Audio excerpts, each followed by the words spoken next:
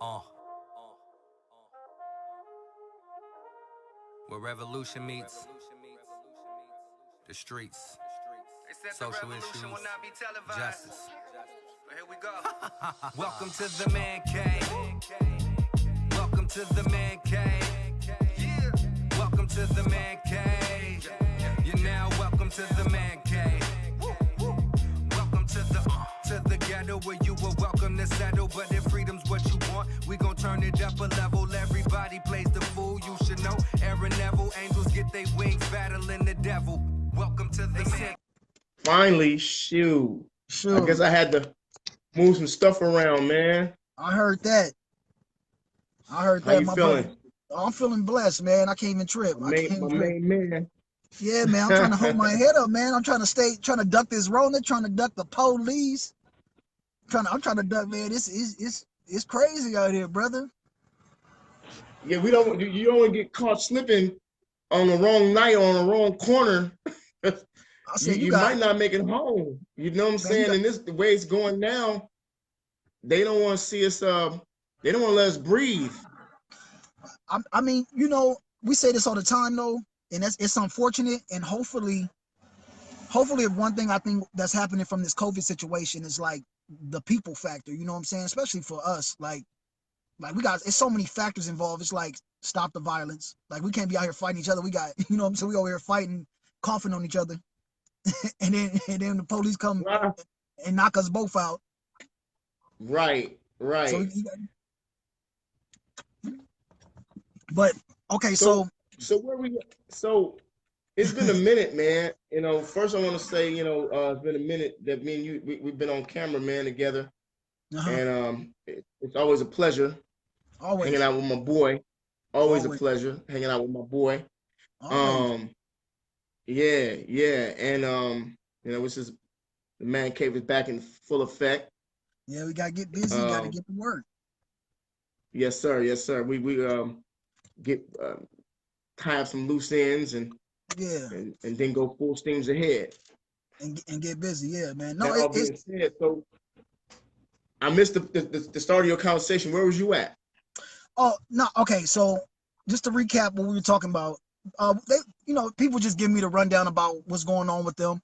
Kaisha was talking about her business, which is great because that's something I do want to talk about. I think if anything during this lockdown, we was talking about that to keep your head clear, you got to have some kind of outlet or finding some kind of hustle. You know what I'm saying? You got to have some kind of hustle. And I'm not even talking about stuff that necessarily has to make money, but you got to have something that you can put your energy into, because if not, like, this stuff will drive you mad. You know what I'm saying?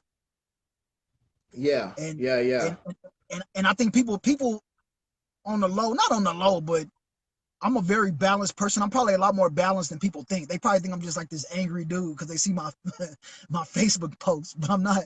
You know, I'm a very chill individual. Even though I might be, my brain is always working. You know that, but at the same time, like, that's a big thing for us, and we talk about that to try to stay balanced. You know what I'm saying? Try to stay, you know what's cracking in the world, but try not to let it. Remember we talking about last time? We talking about hysteria. You talking about folks losing it, getting all balance. When this thing first hit, was, you know, we were talking about, you know, the imbalance of, you know, being caused by the mass hysteria. Everybody thought they was going to die right away, and then it's an unfortunate situation because this is a real thing we're in. It's this COVID-19 or coronavirus pandemic is a real thing that we're in, and it is taking lives, you know. And there was a very large influx of, you know, I'm trying to keep from cussing. It was a large influx of nonsense coming through that I viewed and labeled as mass hysteria. Because you know, there was stockpiling toilet paper and so on. While I totally understood with the fear, you know, they thought the end of the world was coming. You know what I'm saying? And you know, bubonic plague and the whole nine. But it's starting to wane itself out, and people, you know, the culture. I call this the mask culture. Everyone's wearing masks these days, You know, you can't walk into a public place without a mask, or you won't get a you won't get served. Right. So yeah, it's balancing itself out. You know, it's working itself out. I even heard one day I was in Walmart and the lady came out. I walked in with my mask. She said it's optional now. It's optional. I'm like, oh, okay. Is it optional already? So Mask is optional I now, don't, or they? I really don't think so. She You probably just saw know, I you. don't think so. She probably saw you and said, I Say it ain't again. gonna bother. She probably saw you and said, I ain't gonna bother this brother. Said, sir, it's optional. Nah, but Today it's optional. yeah, today it's optional. Like I ain't about to. But you know what? You got a lot of people. They had somebody over there. You over here fighting somebody. Somebody got their ass whipped at it might have been in North Hollywood or in Inglewood or somewhere. Somebody, the dude got his arm broken. I was, but this go. It's not funny. In a store, but like, and he was working at the store and he got his arm broken, trying to enforce this mask rule. And me and my homeboy was Target. It was in Target. It was that the one with the security guards? They got smashed on by the shoppers. Yeah, man, come on. He was trying to enforce the mask rule and got his ass whooped. Got his ass. Now, and I'm looking at it, I'm like, Target corporate, they got enough money. Like they can't hire nobody. They got some MMA trainer or something. Like you didn't got your ass whooped on aisle 3. Who you gonna protect? you over here getting slammed all against the baby products. Beat up on camera. Yeah. In your security guard uniform. Yeah, and now the other loss prevention folks, they in the back looking on camera laughing at you. I said for $15 an hour though. I'm like, or not even 15, probably less than that. And I'm looking like, damn, like, and that go back to what I was saying. I'm like, yo, like we really out here, like it's a lot of us out here like a paycheck or two away from being broke, like hurting. Broke. And I'm like, damn, like, so even in the midst of like, you don't know, it might be Armageddon and shit. You still waking up on that Monday like, damn, so should I call in or what? Like, right. You know, like they telling you on TV, like, yo, don't leave the house, you could die. It's like, hey, so what time do I gotta come in? Like, you know what I'm saying? Like. And look, the boss is like, we'll be here in the next 10. Yeah, you better be here in 10 minutes. You know you can't get no more absences. You can't get no more late. I'm going to write you up. You like, you're your last absent. Come on, my man. It's a cold cup of drink right now. I'm gonna be totally honest with you, Bird. I'm gonna be totally honest with you. I didn't think this thing was gonna last like it has. I thought it would be, you know, a roller coaster up and then the down and then it flattened out and it was gone. But we were talking, you know, me and we were having some serious talks about it, and you were looking at the mortality rate and, you know, the fatality rate, and it was just, you know, constantly increasing in places like New York. And then you got I think what was it? I think at one point United States had the highest fatality rate since this thing began. Yeah, we got, yeah. Go ahead. Well, I don't know where we at now because I had to stop looking at the numbers too. You know, I think the thing was it's like bad. You're getting fake. Well, yeah, because what happened with me, it's like, nah, I'm dead ass serious with it. Like if you see me right now, look at, I'm pure railed up, like in the car. You know what I'm saying? Like I'm like this. Don't get me started, man. Come on, stop playing. Yeah. I keep it on me like I keep it on me like it's a pistol. You know what I'm saying? Like I got it tucked. I got it tucked in the ride like this. I pull it out like I'm doing elbows and I'm not even doing fists. I'm just doing elbows and you shake your hand with your elbows. And I'm wiping it like this too after with the Purell on my elbow just in case I touch something at the house and I touch the refrigerator, then touch my face. But on the real, I had to stop being so on it. I mean, I'm still on it, but like, it's just like there's been so much mismanagement in government. You know what I'm saying? And it's hard for me to be grounded because you know me, I'm a systems guy. You know, real like, I work within the system to talk about it from an outside perspective. You know what I'm saying? But if I can't get a nice Right. beat on the numbers, I'm like, okay, well, 1 minute is this, 1 minute is that. This is this, this is that. This is this, this is that. And I'm like, damn. I said, well, man, I mean, like, I done went to school. I'm not an epidemiologist, but I'm looking like, well, shit, let me just sit back because maybe some of these motherfuckers don't know what they talking about. Like, like, and then the president saying one thing, this person saying another thing, that person said different. I said, you know what? You know what? I said, I'm gonna just be smart about it, figure it out, do the best I can to be proactive, and go with the culture. And go with the culture. Go with the, because after a while it'll start messing with your head, man. I'm telling you, like low key, and I know I'm not the only one. Right. I had a thermometer in my bathroom. Every time I'm going to the bathroom, I look in the mirror, like I'm testing. I'm like, I'm at 98.6. I'm like, oh, okay, cool. I come back, it's like 98.9. I'm like, oh man, it's rising. It's right. Must be that COVID. I got the Rona. I'm over here breathing. I'm like, I'm over here like nah, my chest kind of tight. Like my mom over there, like, boy, ain't nothing wrong with you. Like your chest ain't like. Yeah. I said, you know Look, what? I'm sitting in my. Like, I'm over here about to kill myself. I'm sitting in my bedroom under the fan.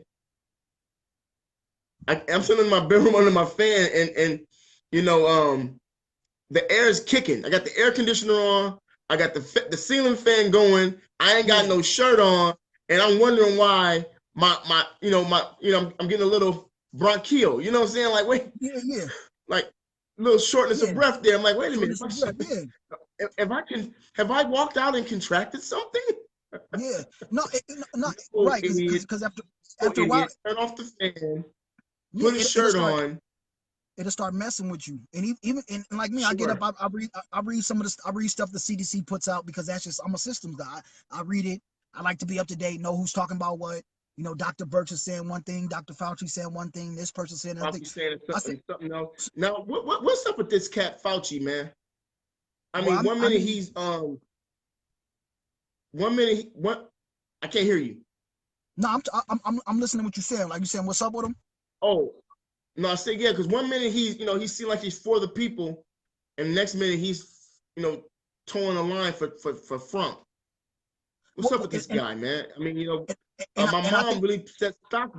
My mom was really set a stock by this guy, so I started watching him and listening to him, and then all of a sudden he just started changing his tune. 1 minute, because they're trying to the president's staff was trying to pump that new drug onto the market. It's supposed to be a get right drug from the coronavirus that the FDA had approved.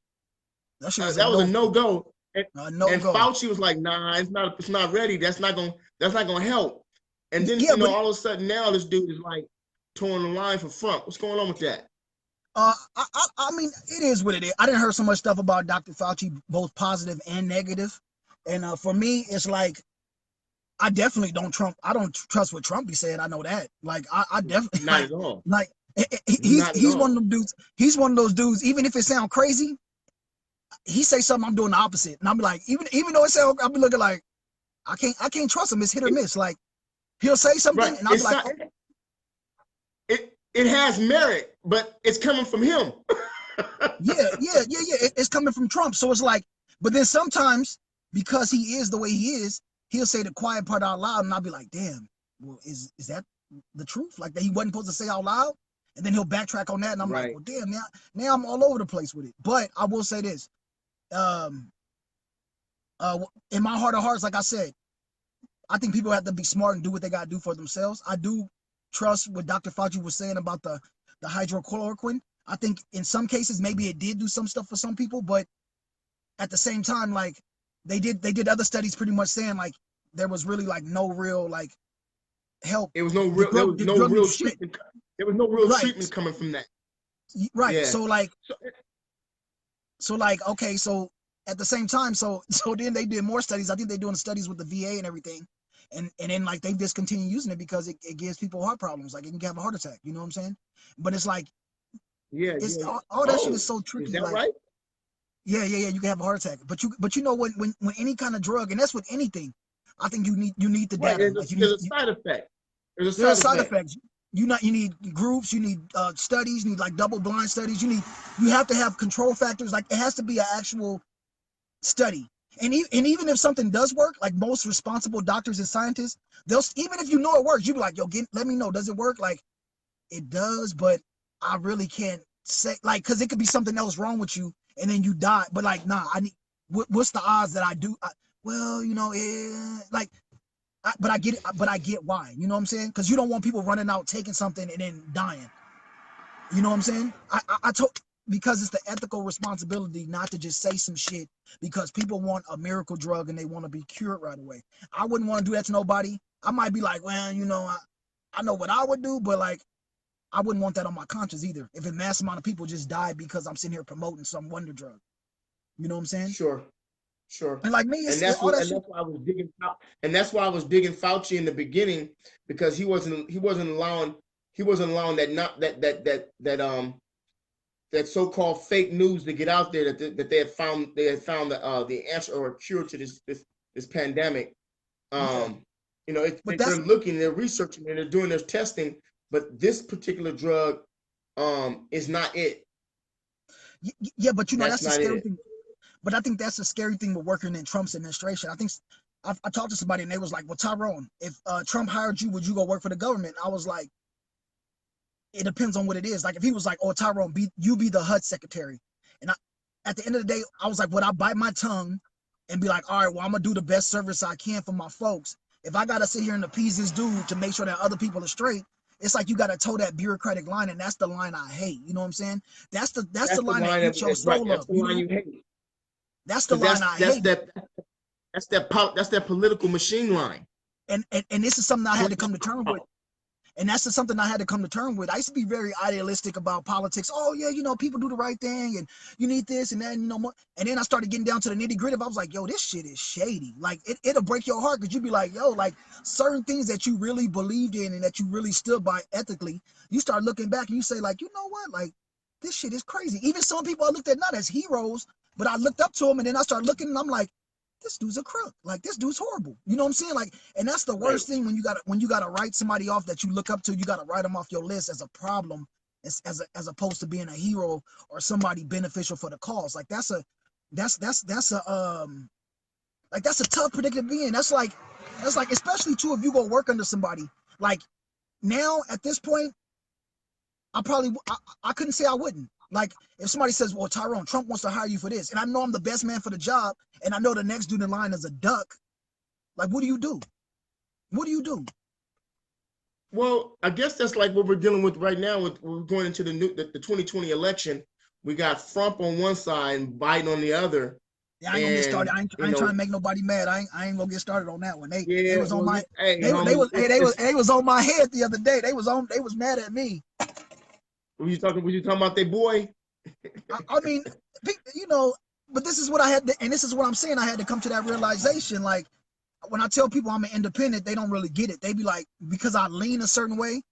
And when and it's funny because I was going in a little bit, not really going in just on Biden, but I was going in on just the whole political process, like the Democrats as well as the Republicans. And I was mainly what is it? I guess what is this? How's it go? It's better the angel you know than the devil you don't. Is that what it is? Is that how it goes? I mean, you know, we're in a real catch-22 right here. Yeah, the whole phrase "damn if you do, damn if you don't," that really is ringing true going into this 2020 election situation. You got Biden for the Democrats, and then you got Trump for the Republicans. We're never gonna vote Republican. You know what I'm saying? So no matter who's on the Democratic side, this guy's got to go. You know what I'm saying? I might vote Republican. Yeah, I might vote Republican. D. I don't know, man. I'm tired of y'all. It's a dangerous factor. I'm gonna give me a little smoking jacket. Give me a little Black people on the whole need to start our own little political party, man. We need to get our own views out there on the ballot. You know what I'm saying?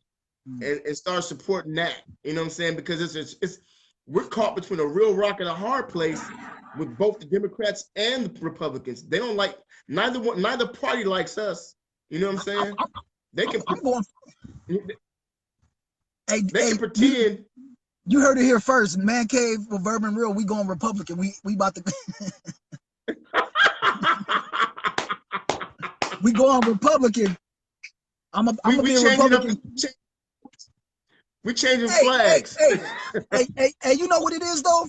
You know what I said? You know what I said? It's funny because I said being a black Republican, it's easy as hell. I said all you gotta do is have two positions. Whatever black people was talking about, you just do the complete opposite, and you go get millions of Twitter followers. You'll get all these books written. I'll be looking at these dudes. I'm looking at these cats like, really, like, Really? He's like, oh well, no, I don't think. And then and you know what the funniest shit is? It's like when one of these black Republicans will say the opposite of what we talking about, and then one of the dudes that's one of their colleagues will say what we talking about, and they be like, well, I guess, my view changed on it. I'm looking like, man, this dude, like, really? Like, there's money to be made in that shit, and I hate it. It's a racket. All these Candace Owens's, it's a real racket. It's a real racket. There's money to be made being a Republican, man. It's like it's the dough, Roper, or we gotta break something. There's money to be made there. You know what? It's funny to me because go on Google or go on YouTube, and it's a brother. He went on CNN. Or he was on Fox News.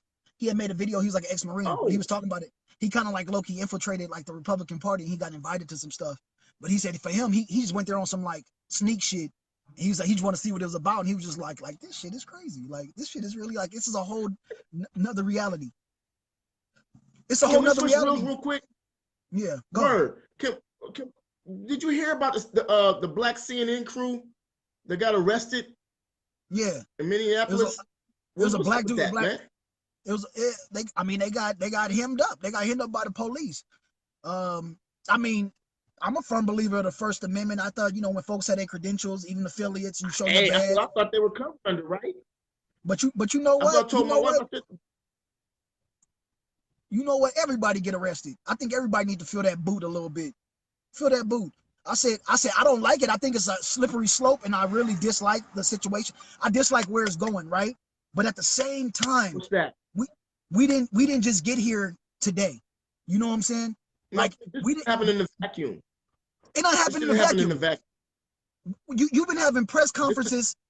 Generational. This is almost a generational curse. You dig?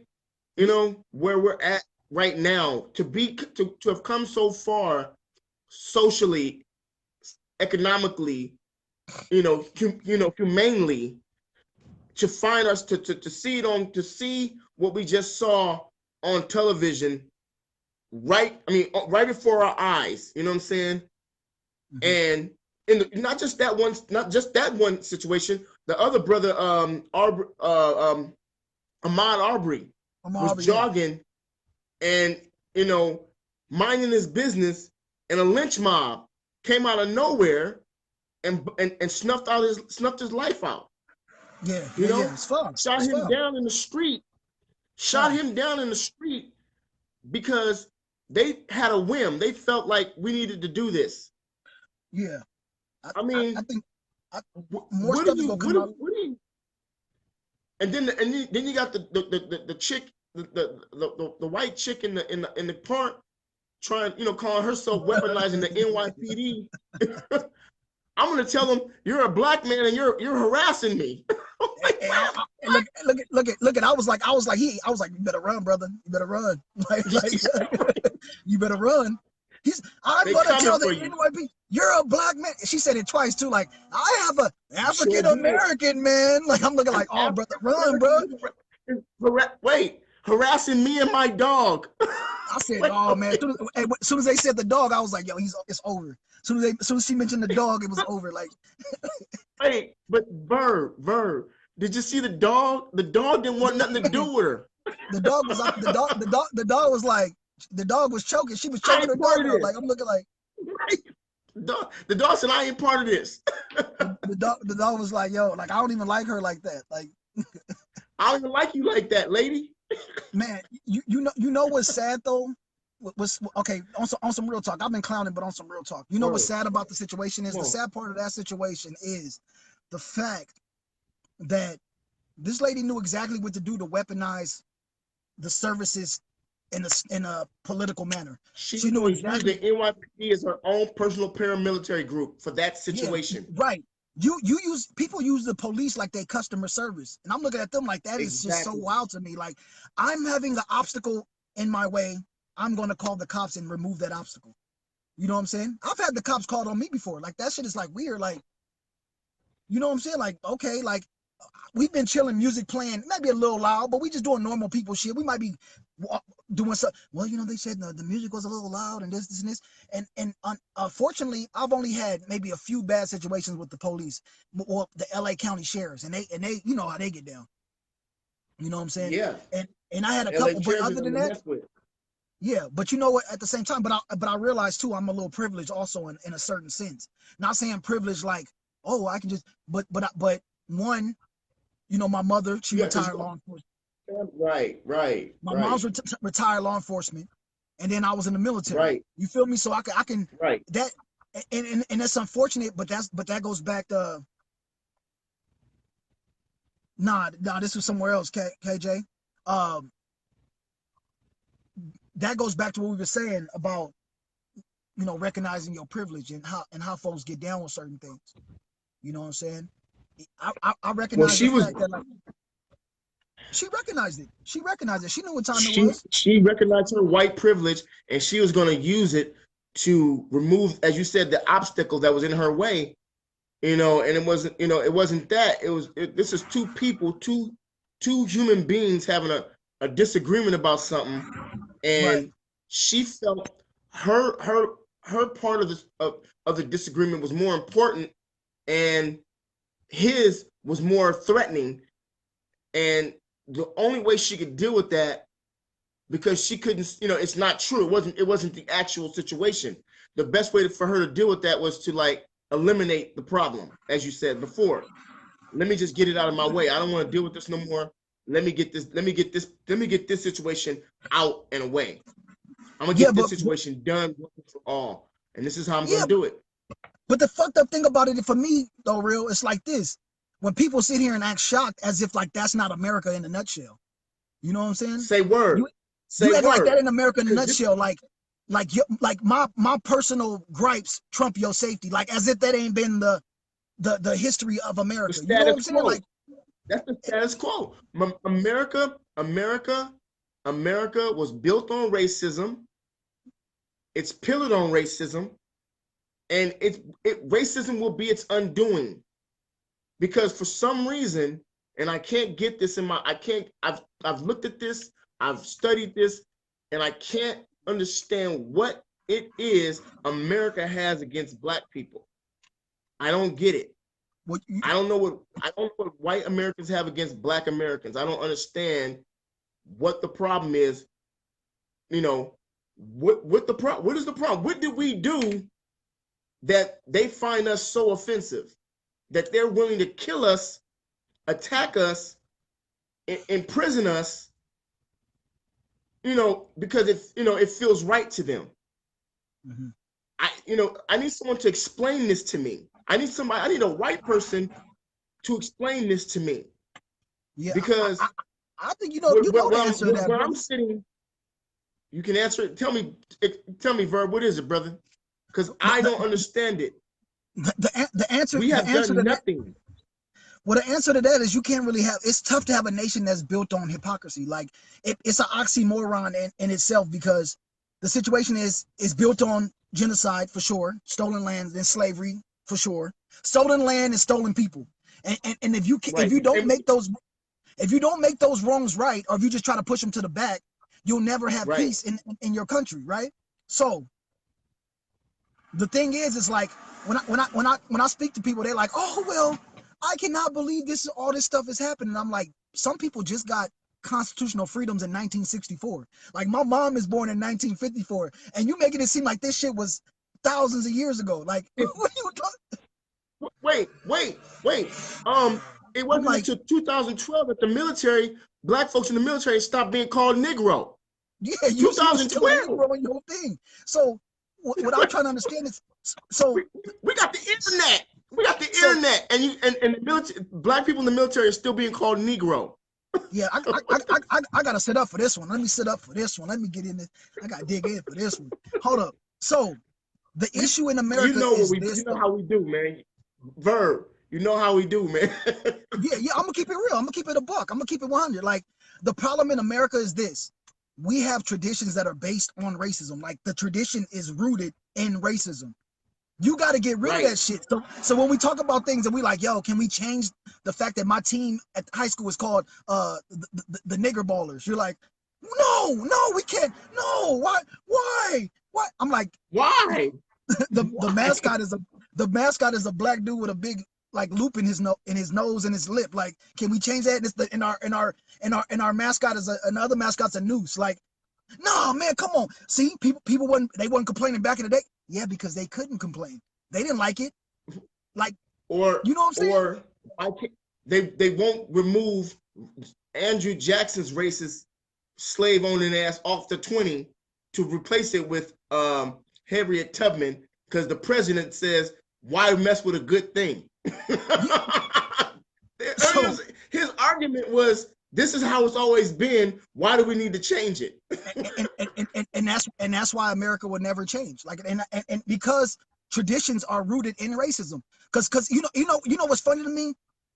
People will be like, oh, so you're telling me that's racist? I'm like, well, like it's like all you gotta do is throw a pebble, and you'd be like, well, give me the history on that, and guaranteed something in that history has to do with racism. I'm looking at like, well, now you're gonna tell me the ice cream is racist? I'm like, the ice cream song started off as a racist song. Like it, the same. Look it up, Google it. I'm like, America.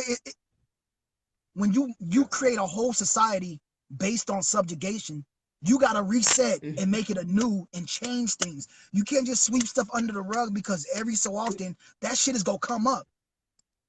And politically speaking, both sides, and I mean to cut you off, politically speaking, both parties are responsible for it. 100%. This is the way it's always been. 100%. They're both responsible for it. They don't. The reason Bernie Sanders lost the nomination for Democratic president, the Democratic nomination, is because he was willing to change that component. He wanted that component out. You know what I'm saying? They said, "Oh no, you a communist. we can't have you running our country." And what, I mean, since when is he a communist? When has Bernie Sanders ever subscribed to communism? I don't think he's ever spoke about that on his platform. Well, he's not, but it's a good. I know he's not. I'm just saying. It's scary. It's scary. It's a scary word. But you know what though? Scared them. But you know what though? You know what though? When people do that shit, I be laughing because it's like for me it's funny because it's basically, well, that's socialism. I don't like that. I'm like, yeah, because you don't like the fact that if you put money in a pot, somebody across the town who you don't like is gonna use the money in that pot, right? They're gonna use a little something. It's like insurance. It's there to be used. It's there to be used. It's there to be used. Right. You don't like that fact. That bothers you, right? But at the end of the day, if this person doesn't get this precautionary procedure, he's gonna be forced to get a bigger procedure that's gonna cost you more money in the long run when it comes to tax funds because if that person doesn't have insurance, right? Right. So this is what I'm saying in regards to racism in America. America will kill itself for racism because we will chop our whole head off because the nose is crooked a little bit. And that's the American way. You say, he can't stay here, but he's a doctor. I don't give a damn who and then you have a heart attack in the middle of the night. Damn, it would have been nice if a doctor was on the premises. You get what I'm saying? That is America. Indeed. You know, and how we were discussing it earlier, brother, about how, go ahead, you finish up. And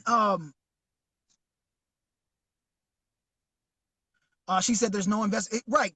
Kim Young, and I think that's she said there's no investment in changing the infrastructure that would actively take the privilege and rewards away.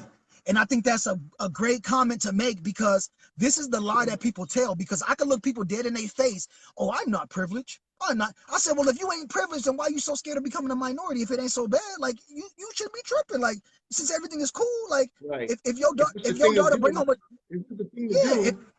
if your daughter bring home a brother and your whole family looking Puerto Rican, why you tripping? Like you good. Like we all family. Like if it's all even across the board, because you know it's not even.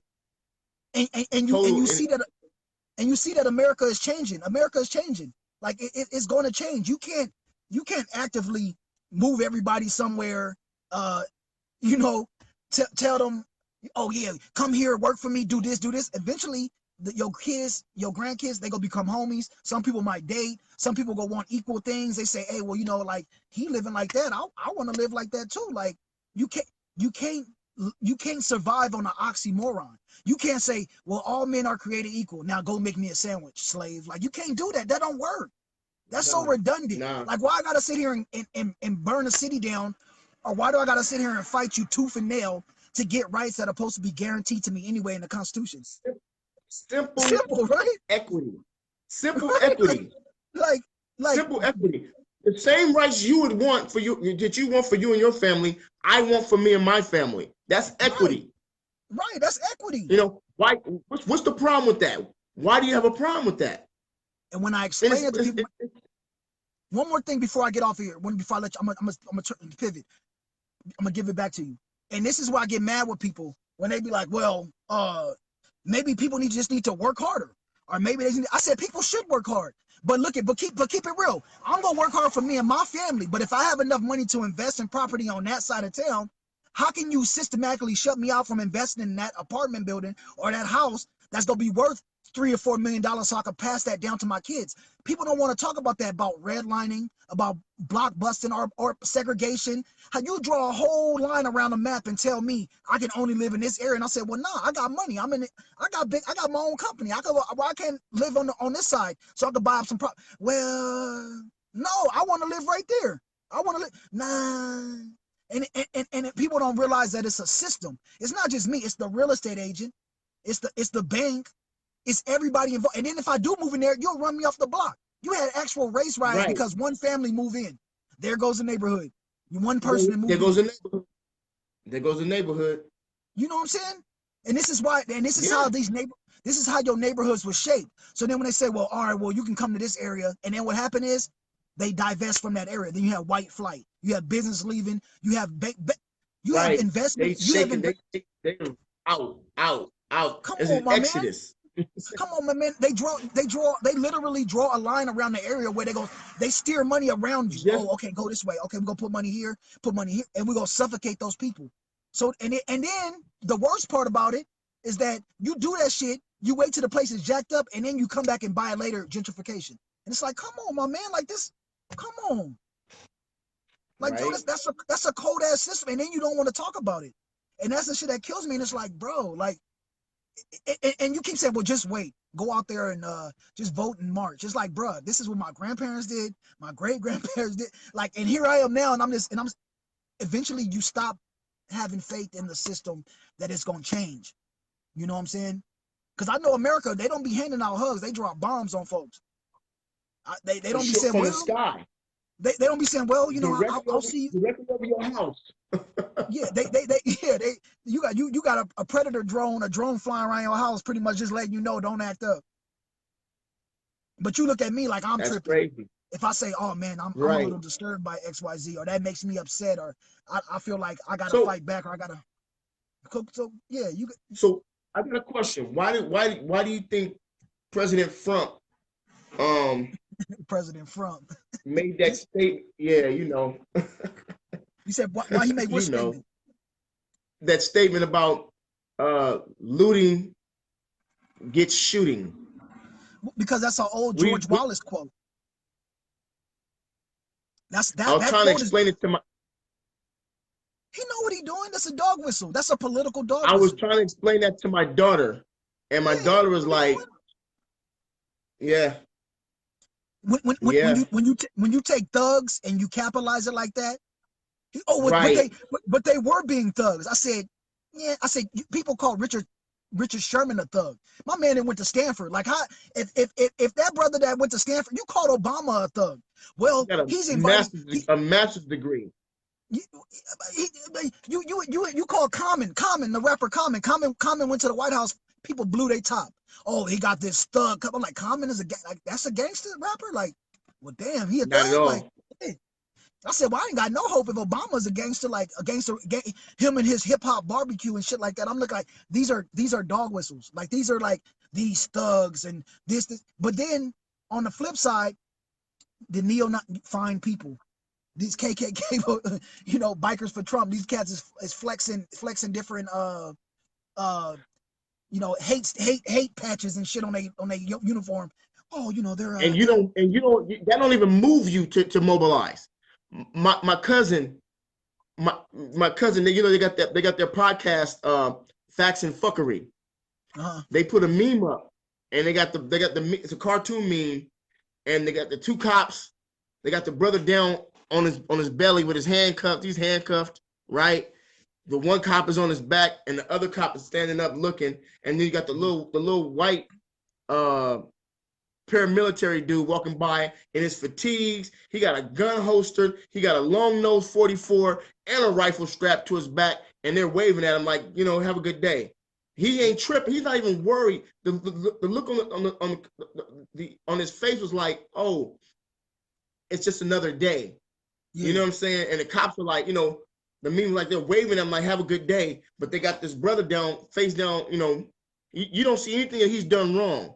Mm-hmm. He's face down in the pavement, but here goes this, you know, this white paramilitary dude, yeah, militia type cat.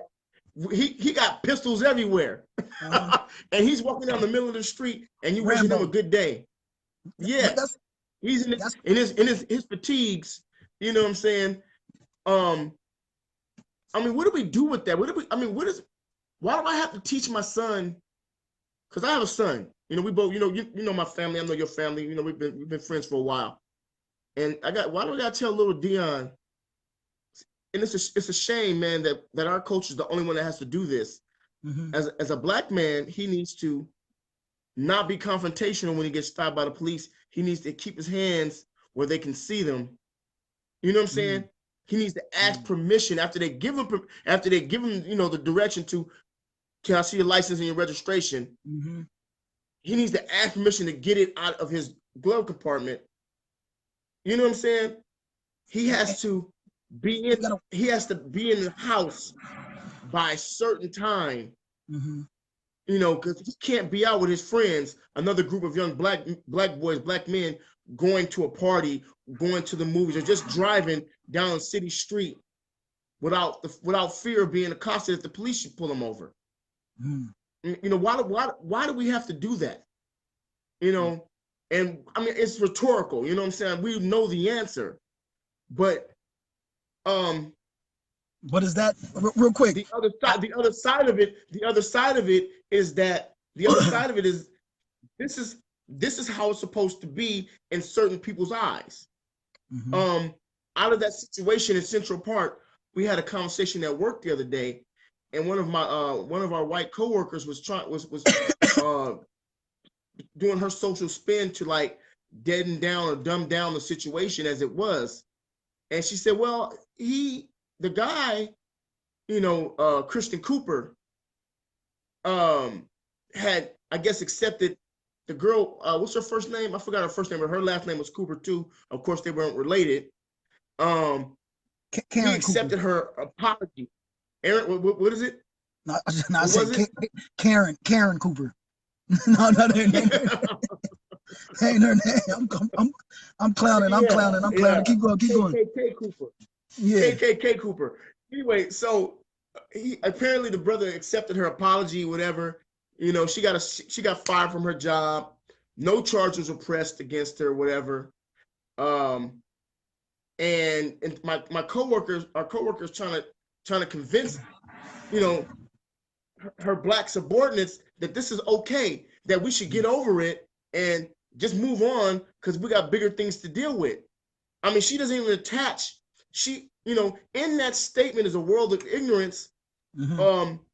You know, cognitive dissonance, where it doesn't even come into play that the situation she's telling us not to pay attention to is a part of the problem she's saying that we still have. She said we got bigger stuff to deal with, but this is part of the problem. That's part of the problem. Right? How can we forget? How do we forget as black people? How do we forget what what we've gone through historically in this country for centuries. For centuries. We're not just talking about 5 years. We're talking about centuries, hundreds of years at a time. And you want us to forget? You know, we would love to forget. But every once in a while, after things kind of like deaden down, we get this barrage of social eruptions where it's this racist act, that racist act, over there's another racist act, and it's like, you know, redundant. And we're supposed to just not see it. As Black people, we're supposed to not see it. We're not supposed to be angry at it. We're not supposed to want to talk about it. If we do, we're supposed to talk about, okay, we can get kumbaya. Everybody have a hug. Well, kid gloves. You got a kid glove it, yeah. And I'm like, and she was serious, brother. She was serious. I don't. And I asked her, I said, well, you know, you, how would you feel if the roles were reversed? How would you feel if what we've witnessed in the last month, up into this situation now, with Brother George, how would you feel if it was your people that were being brutalized? We know how they feel. We know how people will feel. But that's a question they need to. That's a question that they need to answer. You know, they need to answer that question, because for her to come out of her cubicle and talk to her Black subordinates, she's the supervisor. She's talking to her Black subordinates that we should just that they should just get over it. You know, a sweeping indictment. Everyone should just get over it. You know, don't worry about what you just saw. Don't pay attention to it. Get over it. Move on. Yeah, we would love to, but it's not possible when you get that itch. Oh, it's nigger hunting time.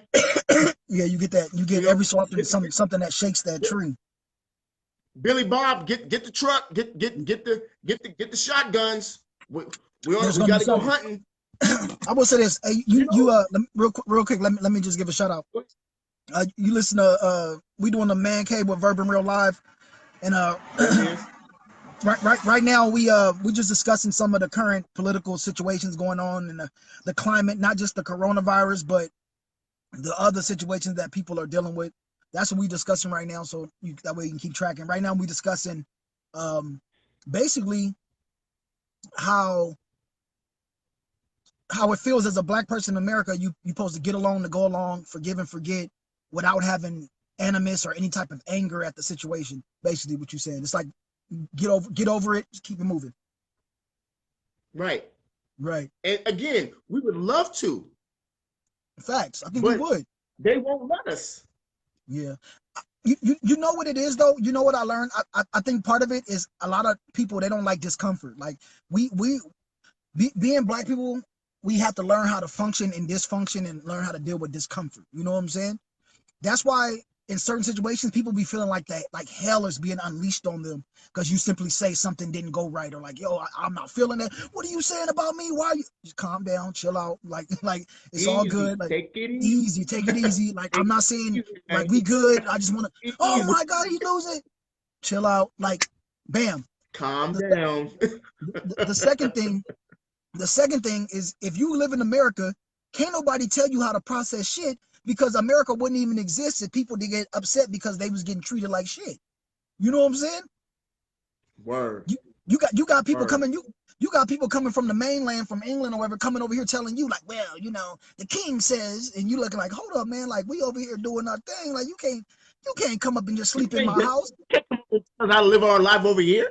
Yeah, you over here sleep on my couch and stuff, eating up all my cornflakes. Like, and you know what I'm saying? Like, you sleeping in my little kid room. Now my daughter and my son is in my bed, and you got their room. You know, but the king said I could stay here. Like, you know, and then you eventually like yo, hold up, like, you know, like hold up. And they coming to see you. You got the king's money. You looking like, hold up, my man. Like, you ain't gonna just keep hitting. Like, come on. Where's the tribute? We come for the tribute. So I said, so when they talk that shit, I'm like, I'm a follower of American history, American studies, American Revolution, and politics. You can't put all that shit in my brain and then expect that not to influence my actions.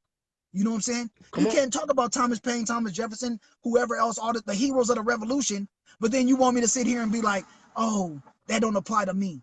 You know what I'm saying? Oh, this is George Washington. This is that person. This is this person. This person did this. And I'm supposed to be like, oh man, that motherfucker, so basically he was in a tight spot and him and his partners got it cracking and they killed the folks over there that was giving them a hard time. Is that what you telling me? Yeah, and it was magnificent. Oh, right. Ain't that something? Ain't that something? So when I feel like you got a boot on my neck, that's what you taught us in school. That's what they taught us in school. You taught me that. You taught me this revolutionary thing. Come on. You know what I'm saying? Well, you over here, I've never understood that. You want me to sit here and listen to the Star Spangled Banner and all this other stuff, but then it's the fight and it's the spirit of American and put your hand over and you fight to the, but then I'm not allowed to apply that to my own life. I'm supposed to let you mistreat me. I'm exactly. Like, the shit that's I got children. I have children. But not even that. We can move up even forward. I'm like, yo, you to take 10 paces, turn around and fire on each other type folks. And fire. And then we go even more forward. You the same people, Wild Wild West. You over here sipping whiskey. You got to beat. You ain't talking it out. You looking at them like, well, Jimmy Lou, I guess we gonna have to duke it out. You in the main square busting shots at each other. Busting shots in front of God and everybody. This is legal. This is corporate law. Right. And the sheriff was cool. He just sit back. He got his little stick in his mouth. It's a mutual beef. Y'all got a mutual beef. It ain't got nothing to do with the sheriff. Ain't nobody else getting shot. So y'all, all they gonna do is the little Undertaker with the big ass hat gonna come. He gonna slide your ass right up out of there. Get the little box. In a box. Box you up. They gonna the sheriff go tilt his little head, look at you. That's America. So with this kind of history, how do you expect me to be anything but a little bit kind of like for real? If America was built on violence and built on and I'm trying to undo certain things, when you press against me with your police force, which is like America's military arm to keep things in the box of your personal military group. That's your military for normality. There's a status quo and there's certain things you say, don't get out of line, or I'm gonna send my boys. You know what I'm saying? My man BP. What up, Brian? But that's what it is, man. So I'm looking for people who play that shit kills me, man. You can't pull that shit with me. Like, you can't pull that. Like, if you a student of history and you study this shit, then you know the same shit you preaching to me is not the same way that you want to get down. I said, when I can look on the TV, I see cats walking into state houses armed, AK, AR-15s. You got the Sig Sauer this, you got the HK this, you got that, and you over there shutting down the whole legislative process. But you talking about me over here? I'm on curfew. I can't even go out late night. And that shit is crazy. Come on. That shit's crazy. Yeah. No, so, it's enough to drive you mad. We were talking about that earlier. You know how the treatment of this coronavirus situation is not equitable either. You dig?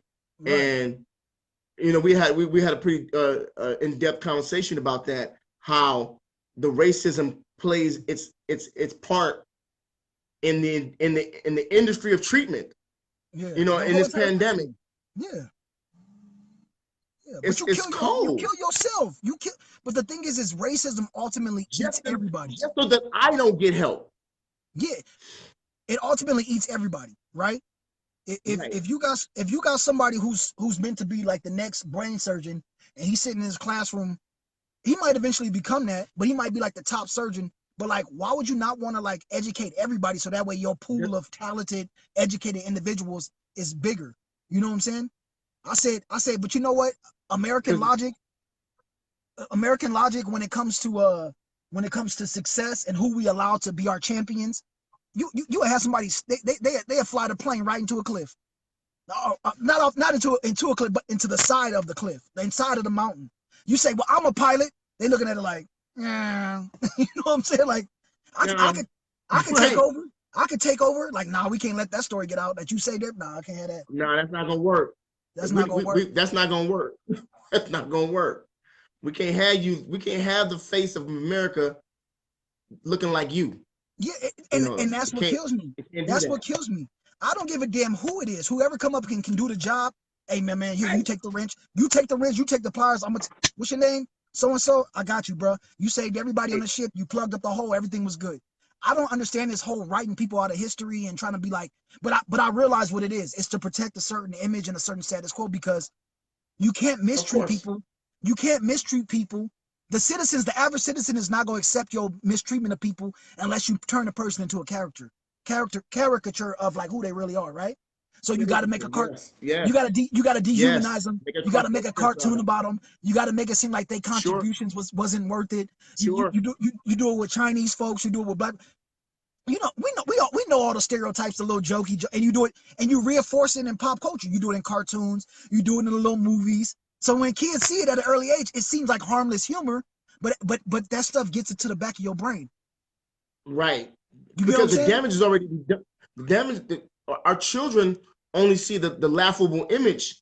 They don't recognize the political nature of it, or the inequitable social component that's connected to the meme or the cartoon character. I remember watching Fred Flintstone, and they were so racist at times. You know, they had the Asian dude on there one time. You know, the Asian caveman.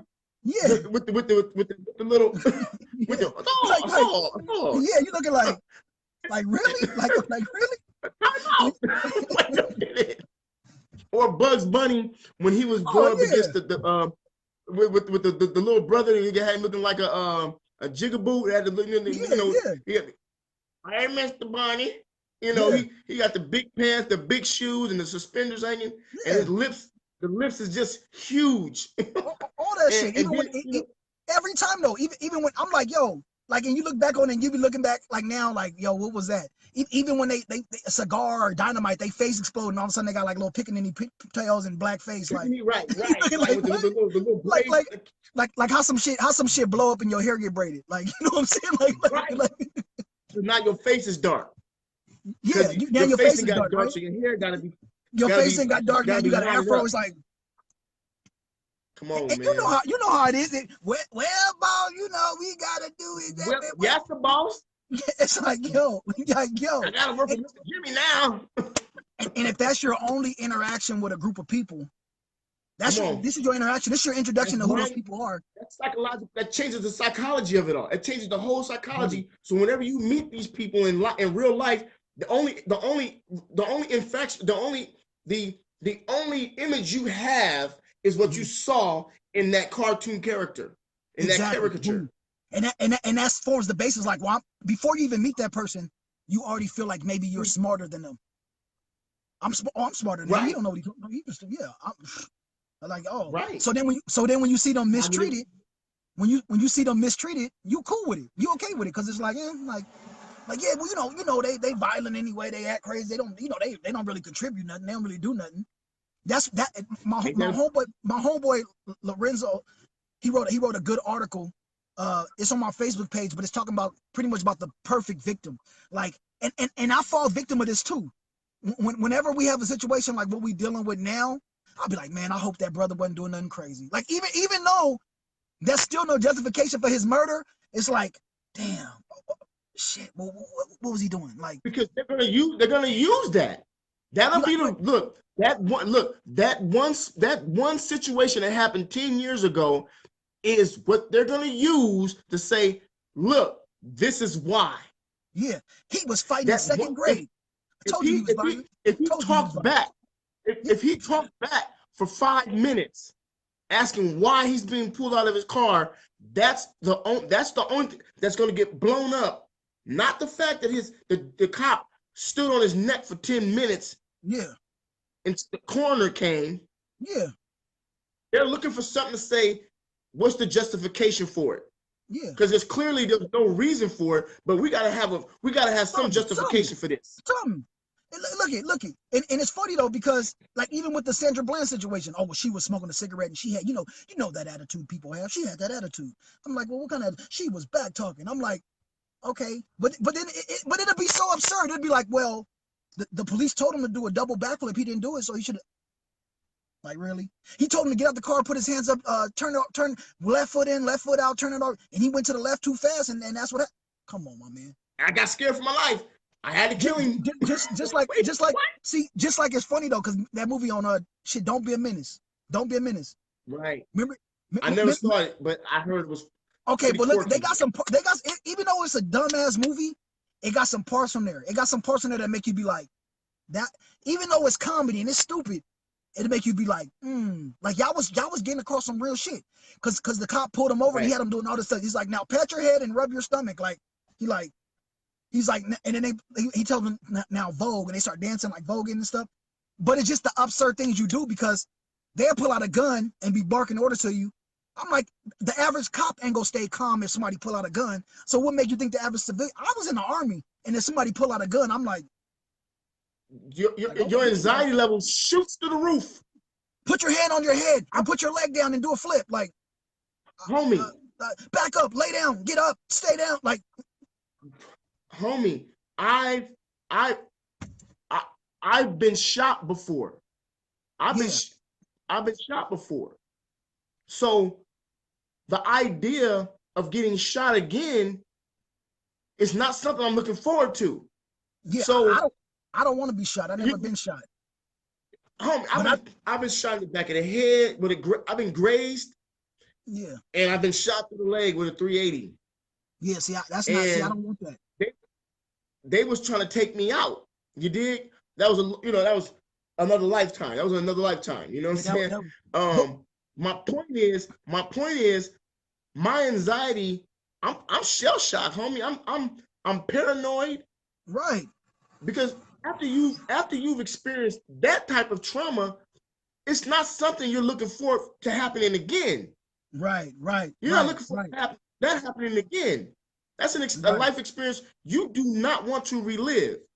Right. You know what I'm saying? So whenever I see the cop, walk up, with his hand, and they do that. They walk up with their hands on their gun. Mm-hmm. My mind is, okay, what is getting ready to happen now? Yeah. Because my kids, they're not gonna understand daddy's not here no more. And then what they'll do with that situation, my untimely death, they'll go back 20-something years and say, oh, he was this, he was that. But that has nothing to do with now. Yeah, he was. You shot me down in cold because you didn't. I went up and scratched my head. Right. Yep. Right. Yep. You were smoking weed. You got caught smoking weed in 5th grade. Like, okay, like what that got to do? You know what's funny to me?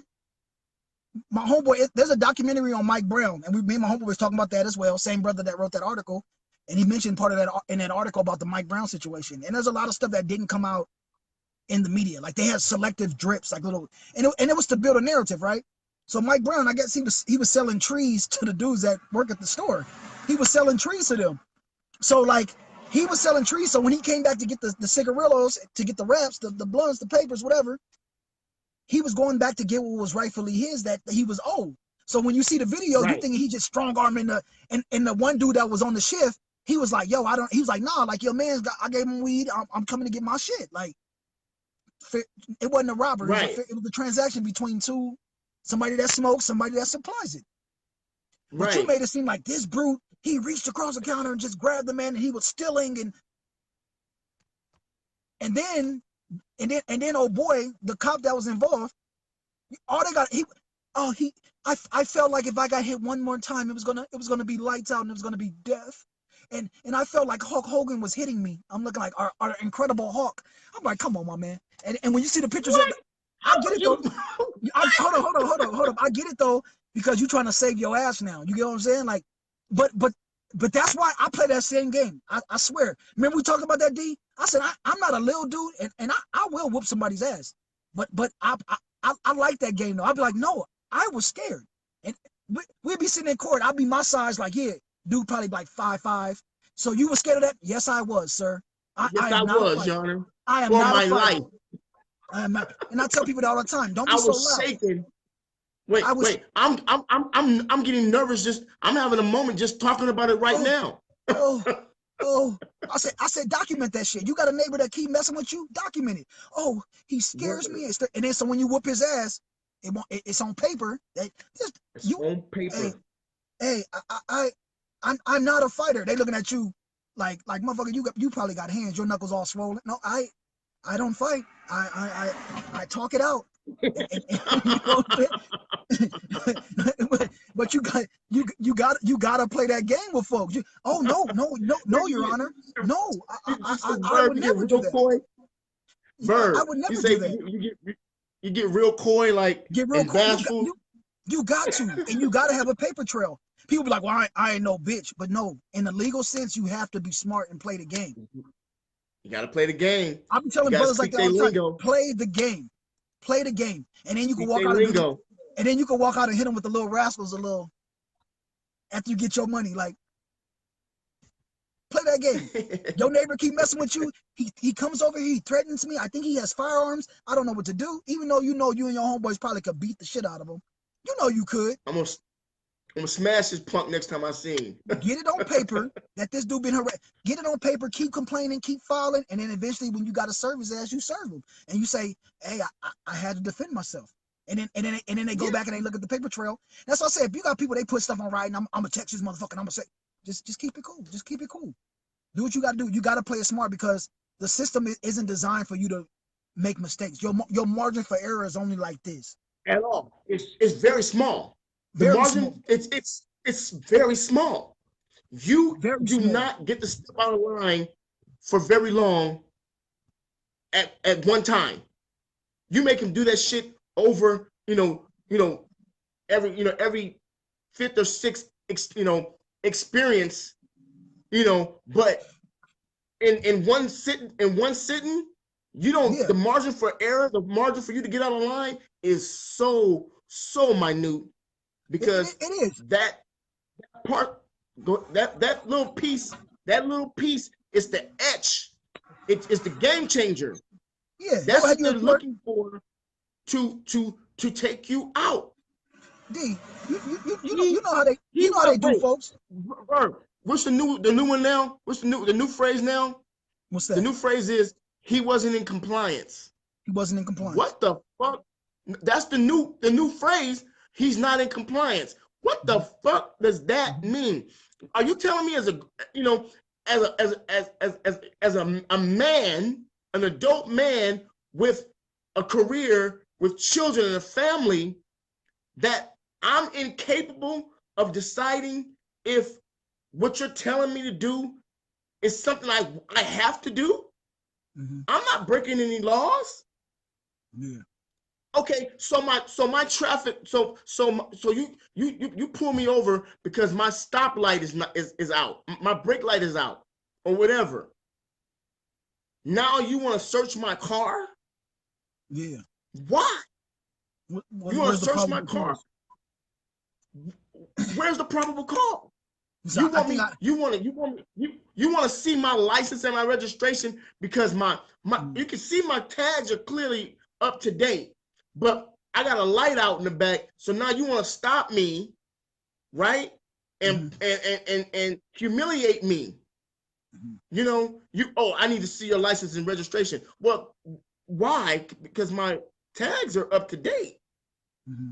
Well, I still need to see it. Well, I don't understand why you need to see it, and I don't want to show it to you. Oh, you don't? Well, get out of the car. Wait a minute. Whoa. Hold up. Did I just fall back into time? Am I in South Africa? You said apartheid and shit, yeah. Yeah, man. Apartheid. We're in apartheid right now. I mean, and if I resist, or as they would call it, resisting, if I refuse to give up my constitutional right not to be accosted, I'm breaking the law. I'm breaking your law. Mm-hmm. That, I don't get it, Verb. It's heartbreaking, homie. It's heartbreaking that, again, in this day and age where we have the internet, like you were saying the other day, everything is fast tracked to us through the internet. Mm-hmm. And in this day and age where everyone can see what's going on with everyone else at a moment's notice, the social culture between the Black community and the police force that's mandated to patrol it is still a gap. Mm-hmm. The size of the Grand Canyon that we have no understanding. I think we're not treated as human beings. We're not human beings in their eyes. Our lives are useless and wasteful. So why should we be allowed to live? Okay. No, I hear what you're saying 100%. In that regard, what do you think is a solution? Do you think community policing with more brothers on the force might help? Well, I think we should, and again, we had this conversation. Mm-hmm. I use the term vanguarding. Originally, I take it back to the clandestine revolutionary individuals party structure. You know what that is? Yeah. It's the Crips. Yeah. And what they were originally formed was, why they was originally formed was to keep the bad element out of that particular area. Right. They were policing their own community, soldiering and vanguard in their own community to keep other hooligans out. Yeah, I'm a firm believer of that. I don't with that. If what's going on now continues to go on, we need to get again a law or something, some type of legislation on the ballot where we can we can get trained and we can start to police our own communities where our children play. Yeah, I'm a firm believer of that. I'm a firm believer of that, D. And I think, and I have no problem having a civilian task force and we answer to somebody who's official that works for the police department. If I say, well, let me go talk to Jerome over there at apartment 7 because I know him. I know him. You about to send for he a little wild, but let me talk to him. Right. You know what I'm saying? I know him. I know him. We grew up there together. I was having a good conversation about this. I'm always, me, I talk to everybody. But I was talking about police. Like me, I don't feel comfortable. I'm a firm believer of cultural competencies, right? And I think that was one thing I learned in the military. That's one thing I learned in the military. I said, because you got certain cultures where the custom is that you got to take your shoes off at the front door. I said, so if this dude is from that culture or he understands what's going on, I'm coming there with boots on, just coming in, but what the fuck is going on? Stepping all on your mom's rug, right. Hey, you bringing the bad energy up in here. Like, hold up. Oh, my fault. Let me get right. I think that's important to get right. If somebody having a celebration, it might be a family, they might be Spanish speaking, they might be Mexican or Salvadoran, whatever, they might be Spanish speaking. As a brother, like I'm gonna defer to the homie, like, hey, you handle that. Like, like I'm gonna be coming up. Right. You understand. Yeah. I might, after that, we might leave with a cool little plate, like, yo, keep it down, people, cool. We might be cool, shake it up. And that's what I think, and that's what black folks is saying, like, hold up, man, talk to me like a regular ass, I'm a grown man, I might be 20 years older than you, and you talking to me like a young ass kid, like, hold up. Come on. I'm a child.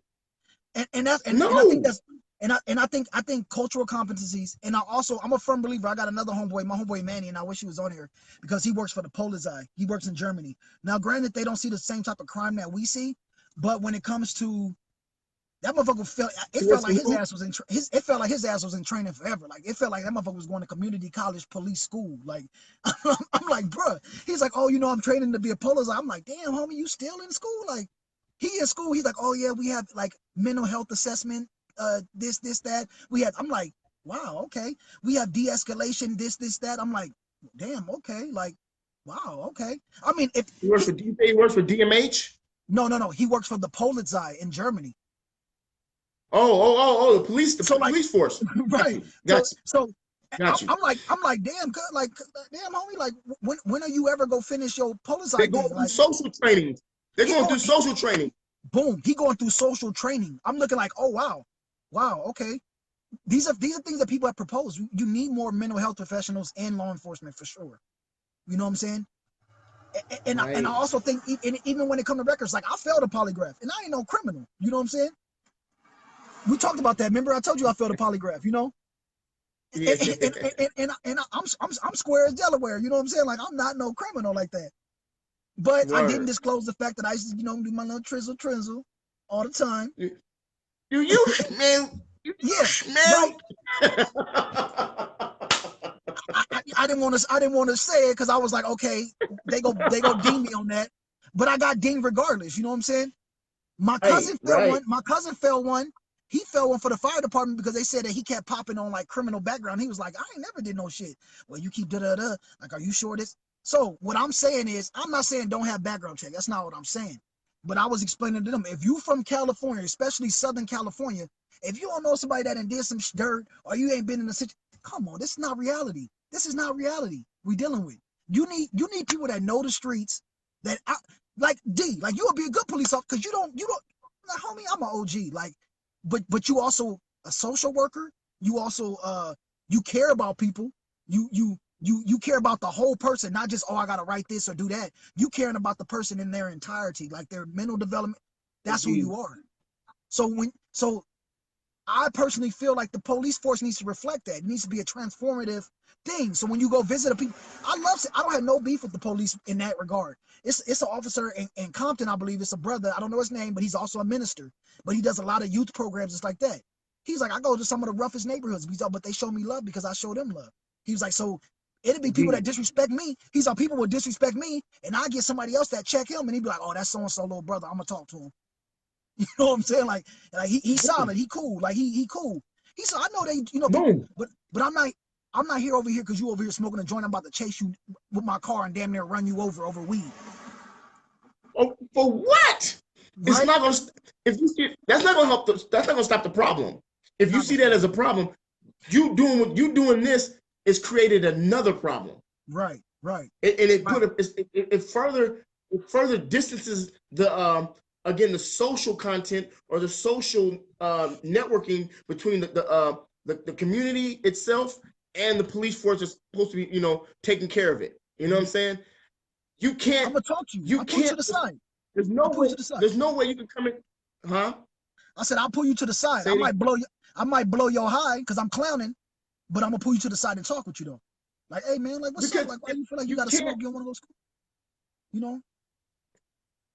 You can't, if you don't know who you're dealing with, you have no, like you said, no cultural competency, what, you know, to speak of. You've never dealt with this folk before in your life, but they've given you a badge and a gun and told you to go over there and police them.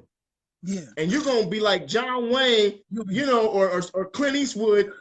You out here like Charles Bronson. You like, man, like, yo, chill. Easy, man. You're the last one that they need to be given a gun to, because you tripped. When they recruited me to Nebraska and told them they said I'd be working in South LA, I never imagined this. like, what? Right. So yeah, man. My homie said, Big Mo said, I really think the police need to work where they live and are from, and I think that's important. I think that's important. I think that's great. The only issue was that. Totally agree. Only issue people had with that was being police officers. Sometimes you do have situations where you do got to crack down, and if you live there and everybody know where you stand, they feel like people go retaliate. That was the only issue that people said. But if you have a relationship with the community, right, they're gonna look at you as someone that's non-judgmental. They're gonna be looking to you for answers and to corral the craziness. Right. But this is Because what we said. This is what we said. Right. This is what we said. This is what we said. Even if you have an official police department, which is great, but you also have community liaisons and people that's not, like, in a sense, licensed brokers. Cultural brokers. You got brokers in the community. I think, yeah, I get that. They should be able to quell that. Be like, yo, old boy was doing XYZ, like shit. Like the kids couldn't even go to the playground because he was over there lighting, you know. We gotta say something, man. He plunging his arm in the bathrooms in the community park. That needs to stop. He's selling dope over here by the springs. Like, I mean, I get it. You getting it how you get it, but like, we gotta.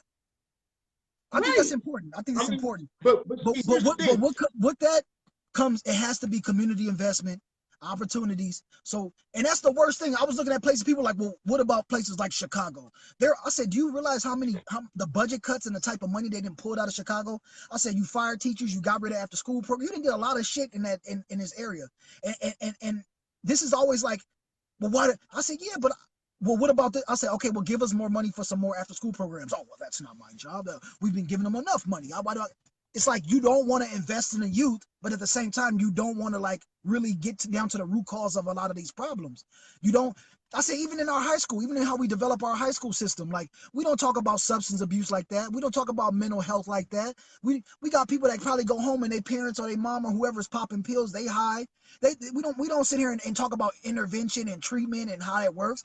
Everything is like stigmatized. We barely talk about sexual stuff. You know what I'm saying? And everything is socially taboo. And you learn all this shit on Facebook and the internet, talking to your friends. Everything's taboo. You can't talk about this. You can't talk about that. So when it finally come out the bag, when you and I, we both got little kids.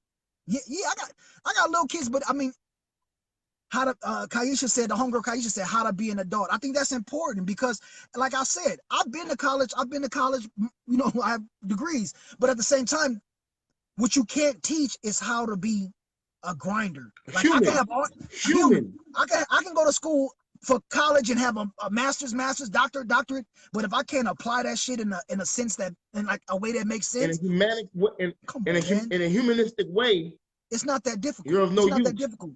It's not that difficult.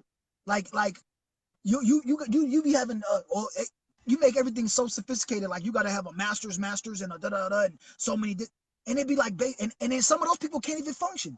Oh, well, I didn't.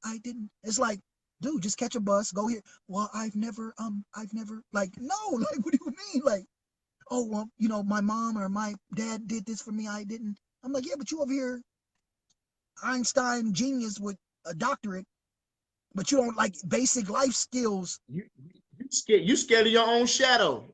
Come on, man. We fell in these kids. We fell in them, and I think financial literacy. It was a high school. See, I'll be getting all this information. I need to write this shit down. Yeah, there was a high school, and the high school had a miniature like little bank. They had a bank there, and it was like the first like introduction to how credit unions and how credit works, right? And the school had their own little bank, and the kids could like buy treats and candies, and they had like their own little monetary system at the school. You feel what I'm saying? I'm gonna find out, and I'm gonna post a link to the school.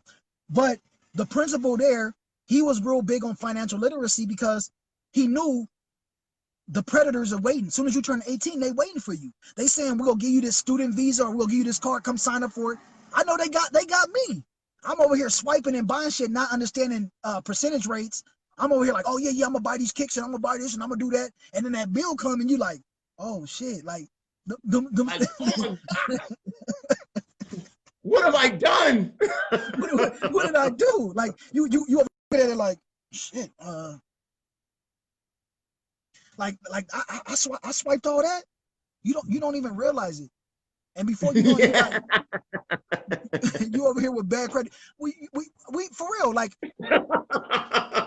you know, you should know about the stock market. You should know about credit. You should know about how financing works. You should know about how real estate works, how mortgages, how it all works. These are life skills but they don't do that. Some people learn it, but the people who learn it are the people on the other end reaping the benefits of your ignorance. You know what I'm saying? They're not trying to share the information. Yeah, I ain't gonna tell you how to get right, but if you get in trouble, then I'll teach you how to get right. Call me, and I'm gonna help you clean your shit up, and I'm gonna do that. I'm gonna take over your debt, and I'm gonna do. That's what some people who own the debt, the shit that you owe. That's what they teaching their kids. They teach their kids how the game work. So we got to teach our kids how the game work. You know what I'm saying? I get it. If I'm a shark, ethically it's wrong, but I get it. They teaching their kids how to be sharks too. Oh, this is your world. We want you to take advantage of those kids over there. So therefore, if they got political clout, of course, it's beneficial for them to have a politician in their pocket, because they want them kids to say, hey, all you can do is work at Walmart, or all you can do is work retail, which is if that's what you gotta do, that's what you gotta do. But at the same time, you're not out there breaking laws. Right, but at the same time, we want a path to upward mobility if you can. If you say, well, I'm a single mom, yes, I work at Walmart, but the community college or XYZ, they have a program for me to eventually, I want to become a manager, I want to own something. Okay, cool. I want to go back for real. There's a lane for you to do all those things. Right. I put up a post the other day, and about everything that's been going on my page, and I think one of the pieces to the post was that, special note, school is free. Educate yourself. Don't, your education is the one inherent possession that cannot be taken. You know what I'm saying? It can, however, be forfeited. You know what I'm saying? It can be forfeited, but it can't be taken. No one can tell you what you don't know. You can't, what you know will allow you to apply it in other areas to benefit yourself and your family and your community and so on. So yeah, I mean, if I had something to say to my people, if I had something to say to Black communities everywhere in America, go to school, go down to the community college, or and pick up one of those classes, those catalogs that show the classes, and find out what you're interested in. Research it, and then see if that's something you want to. That's a good career path. After you get the education, will create a good career path for you that's successful, and build, and that's your building blocks. That's where you go. That's how you build your success. That's how you build the generational wealth for your children. But there's no in 2000. I've said it before. I said it again. There's no reason for any Black person, any Black male, to be going to jail for any type of criminal behavior. I understand it. I get it. I've been on that other side. I know what it looks like. You know what I'm saying? I know the motivations. But in 2020, we got cars that are about to start flying in the fucking air, dude. Right. High. They're unveiling a fucking Rolls fucking Royce that can fucking fly. You dig? So so we can't afford to be like, too blunted out that we can't like, man. You over here like, nah. Nipsey told you. Nipsey said that shit is played out. Nipsey was like, Nip said it's played, man. He said, look, I stopped smoking weed because you're going to these business meetings with these label people, and you walk in smelling like herb. They automatically feel they got an angle on you already. Right, or you ain't gonna, you just sign your name on the dotted line without reading the fine print. Yeah. Or they're not gonna take you seriously. They're not gonna take you seriously as somebody. Huh? No, keep going. I'm sorry, because it was a delay. I thought you was. He was saying that they won't take you seriously as someone who's that's about their craft, about about the profession. You're looking for a quick buck, right. So again, I think in 2020, 2021, and so on, there's no reason any black person should be going to jail for anything. Yeah, because school is free. Create your own path to success. Yeah, grind out. And again, I'm not one of these coon ass motherfuckers, talking about pull yourself up by your bootstraps. Nah, that's bullshit. Cause you know me, you know I'm the last one to say some shit like that. But I am gonna tell the truth. I am gonna tell the truth. In 2020, we don't have to go to jail for a fucking thing. It's too much free education out there that can help us get that same paper that we breaking laws to get. Or they telling us that we have to break laws to get. Facts, facts. No, that's facts. What That's up? facts. And real quick, and just to build on what you were saying though, real talk. Like you know, it might be some blue collar type stuff. It might be a trade you might be looking interested in. I say you see these electricians, you got people who do iron workers, you got people, you got welders and things like that. And I say, you know, like it's nothing wrong with it. It's nothing wrong with it at all. I say I think we got to get out of that. I think what happened with us a lot of times too is we get caught up in perceptions and what people think about us. You know what I'm saying? Oh, I don't want her to know. Just do what you do, man. You use that as a stepping stone to get where you need to go. Like if Mickey D's is hiring you, like, yo, I need to go get that, and then be working on your next move. There's nothing wrong with it. There's nothing wrong. That's why I get mad. I get mad when I be seeing other people try to stunt on people, like especially too in academia or wherever else. Oh, well, I did this and I did. I'm like, dude, like if that person has the capability to do it too, they just got to persevere and push through it. I mean, that's great that you got that, but teach somebody else how to get there too. So when you leave, you should be finding somebody to take your spot. I don't want to be the only one that has something. I want other folks to be, you know what I'm saying? Because if I'm the only one that has something, it's only a matter of time before you be showing up in my house trying to take what I got. So I'm like, yo, get yours too. Get yours and you get right. You look. My philosophy is, and I mean cut you off, Ty. My philosophy is this: if my son can't come to you, you my homie, you my man, you my brother. But if my son at 6 years old, 7 years old, can't come to you and say, look, Uncle Ty, I have, what about this? I have this question. And you can't give him a basic understanding to the question he's asking you, you are of no, you're in the way. Yeah. You're in the way.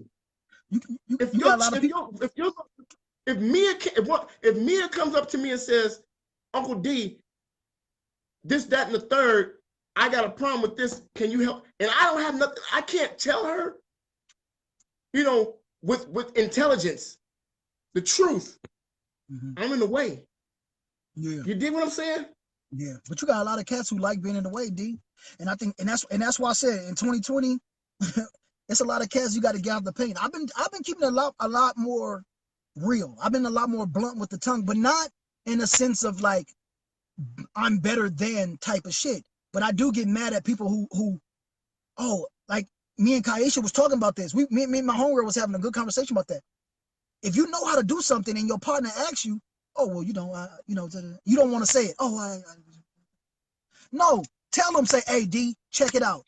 Like you would tell me, you were like, T, okay, go online, go to Google, XYZ, and then from there you can do this, this, and this. When you finish that, get at me. And then you'll even remind me, hey, T, did you turn that paperwork in? Oh, man, you're right. Because you want to see me successful. And if you're around people who don't want, right. Now, I'm not saying you go sit there. If I'm being lazy, eventually you go be like, all right, T, man. You would tell me to clean yourself up. You'd be saying, T, man, get on your job. Come on, brother. Like, come on.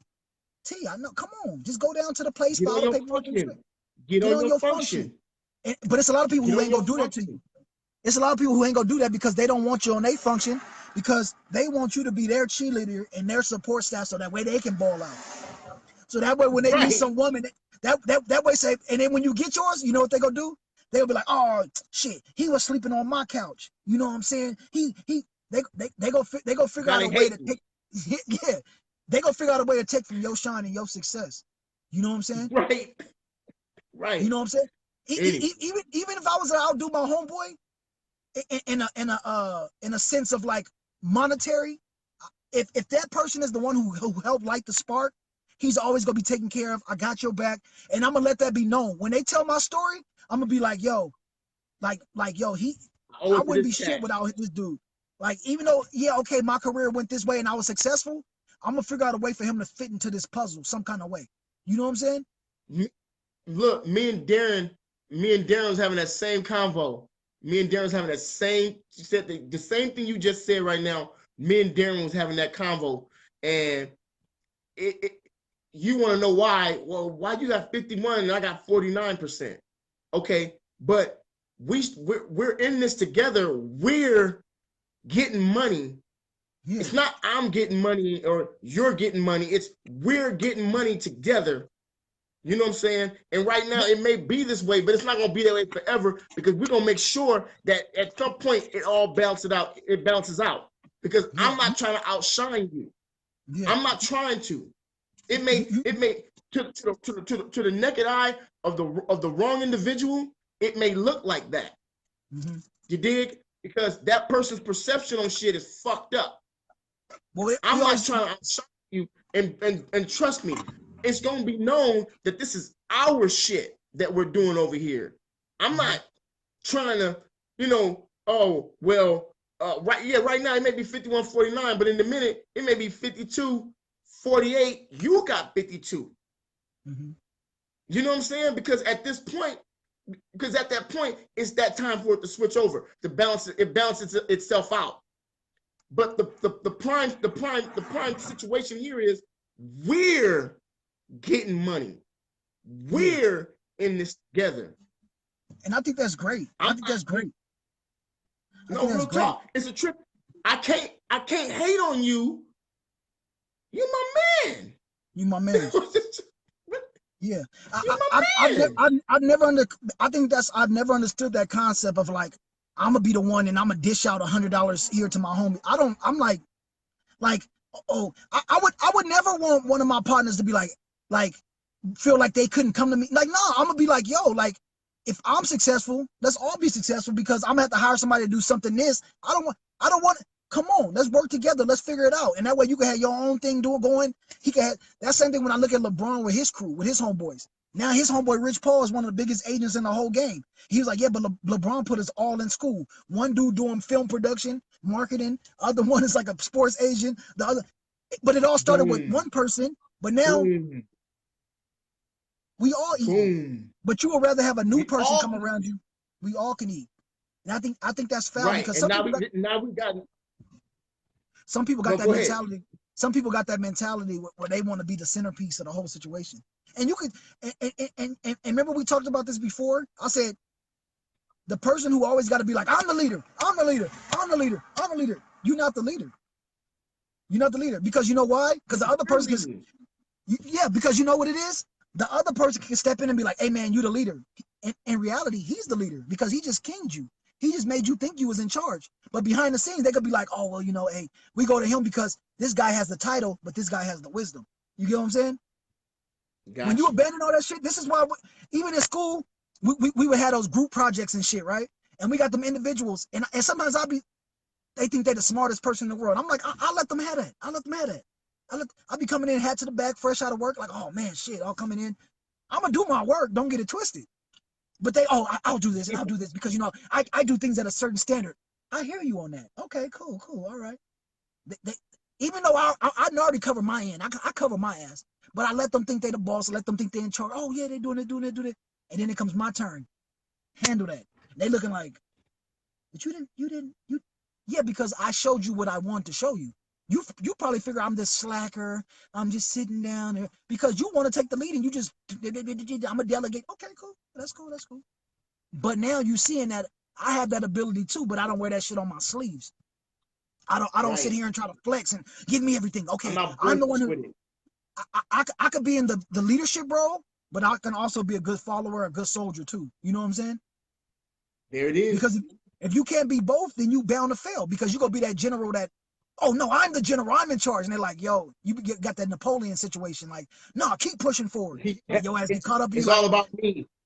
Let's turn around. It's like, sir, it's too late to turn around. We're going to die here. Like, oh man, my bad. Like, you know what I'm saying? Like, we gotta, you beyond reproach. Oh, sir, can I tell you something? Get out of my face. You can't tell me anything. I'm the general. Like, if you can't trust your closest advisors, then why have advisors? Why have advisors? You'll be a fool of a dictator. Now, I'm not saying you got to talk crazy to me in public, but just put me to the side. I never want to be somebody that you can't pull to the side and be like, hey, yo, T, let me holler at you. I know you the big boss. Maybe I am. But like, I'll let them know, hey, man, I got the title, but I need y'all. I need my support system, man. Like, I'm nothing without, and if I'm winning, we all winning. But I need y'all, and I ain't gonna forget that. Ice Cube said, "It don't matter if I'm rich and my folks ain't straight." So it don't matter. That being we got to said, get back to that. And yeah, we're gonna get up off of here. We're gonna get off of here, but in that same vein, that's the same type of mentality. That's the same type of mentality that we got to carry, I think, in our daily social lives when it comes to all this. Exactly. Because and I started talking. It's not going nowhere. And sometimes we said, and I said, and even speaking about you, because I know you 10 toes in the street doing the work. You doing the social work 10 toes dedicated. And I even said to myself, I was like, damn, I got to get better with it, because like I do have I've been blessed to have certain things, and I'm like, yo, I got to get work and give back and do what I got to do, because like I'm in a position that I'm in because somebody held the torch for me and let me come grab it. So like, what I look like taking it and just running off. And I'm like, and I'm okay with not having it to like help somebody else out or pass it to somebody else. I said, I don't think I'm okay with that. And I'm like, I got to get busy and do more activism. I got to do more community service. I got to get back to it. You know what I'm saying? Beyond having my 2 girls, because I do have free time, but it's like, if I have an extra hour, then I need to be working on some kind of outline or some kind of plan for some business to help out. Something, you know? Well, you know, we got it. This is us. This is our shit. You know what I'm saying? But this is, you know what I'm saying? And you do that. You know, you got, like you were saying about me, you got a good heart, homie. You don't have that selfish component in you. You dig? You want to see others succeed. I watched that since we've been friends. I've seen that. So I don't. There's no. Don't ever be concerned that you're not meeting the expectation, if there is any, because you are. And right now, you know, as a single father, man, come on, man, that's a heavy job. That's not an easy gig, homie. You got 2 little girls that you're raising. You know what I'm saying? That you gonna have to at some point tell them about their little friend that shows up every month. You know what I'm saying? Well, that's their mama go do that. That's go mama. You know, I'm hands on that, but that's their mama thing. But daddy gonna have to be. Look, it ain't only gonna come around when they with mommy. Shit. So yeah, we both got daughters. You know, trust me. I be trying to go talk to your mom about that shit. I don't want to hear. You know, but yeah, the job. You know, as a father, man, I've seen you. I watched you. You know what I'm saying? It's you know, it's an honor to see you get down as a daddy. You dig? Lets me know, you know, I get like, well, man, maybe I need to be less, you know, boisterous, you know, less loud, you know, and be more, you know, even keel when they getting out of line, because I'll be like, like me. You gonna be like me? Don't be like me. I'm a softie, man. My kids, I gotta get harder, man. I'm a softie. I'm too soft. They're there. I'm too soft. Daddy's I try it, but little Dion ain't nothing to play with. Hey, look, man, I love you, brother. It's we had a really good time talking to you guys, on the man cave with you guys this evening. We're gonna bring this segment to a close. We've hung out for a little while. It's always a pleasure being with my boy Ver, and the man cave is back. You know, we're gonna. This is the first of 3 parts. Our next segment, you know, we're gonna be letting you know when that's coming out. We're gonna be more. We're gonna be more 10 toes down about the pandemic that we're in. You know, we wanna send our condolences to those families who've lost family members to the sickness, to the virus, the coronavirus. And you know, please keep your head.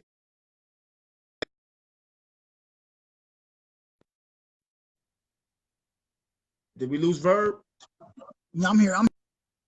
Oh, there he is. There he is. Yeah, take us out, Verb. Yeah, man. Keep rocking with us. We'll be posting and letting y'all know what it is as far as this coronavirus series. This was just like we had to get back our feet and we always talk, but we had to get back doing this. You know what I'm saying? We definitely want to dig into some good topics, and if you guys have ideas, you feel free to hit us up and talk with us. I saw my homeboy Brian in here. We want to start having more like guests, So like during this coronavirus thing, we had talked about that. We want to start bringing more people on. So we'll probably be doing like some Zoom sessions and doing some lives and doing some pre-recorded things. And we want to talk with the community and get a lot more active. We want to get a lot more active in the community and start doing more shows and more live stuff. So yeah, man, thank you for rocking with us and listening to what we're saying. We just two cats, man. We care. And we definitely just trying to change the world for the better. You know, we make a lot of jokes, but we also serious when it comes to the work. You know what I'm saying? Like, and the work is real. The work is for real. Yeah. We the work is real. We try to we crack jokes and do all that, but when it comes to like, you know, when the rubber, you know, meets the road, like it's real. Like people are really poor, people are really sick, people are really dying. Like we want to talk about those things because things can be better. You know what I'm saying? I'm not saying everything's gonna be perfect and everything, but we know in a lot of ways it can be better. And if we can do our part in trying to make it better, then that's a win for the day. You know what I'm saying? Win-win. So I'm about to holler at these folks on Instagram too, man. I'm gonna holler at my homegirl real quick on here. Go ahead. But let's do it, man. We go talk and we go get to it. And I'm gonna talk to all the people that we want to have on the panel and we gonna make it happen. Sure. I love you, bro. I love you, bro. It's always good. Always good, man. We're going to make it through this corona situation and we're going to push forward, man, and we're going to keep it moving. Yes, sir. Yeah, brother. Here we go. Peace and love to you and your family, man. I'll get with you on the back end. You know how we do. Likewise, brother. Welcome to the man cave. You're now welcome to the man cave. Welcome to the ghetto where you were welcome to settle. But if freedom's what you want, we gon' turn it up a level. Everybody plays the fool, you should know. Aaron Neville, angels get their wings battling the devil. Welcome to the man.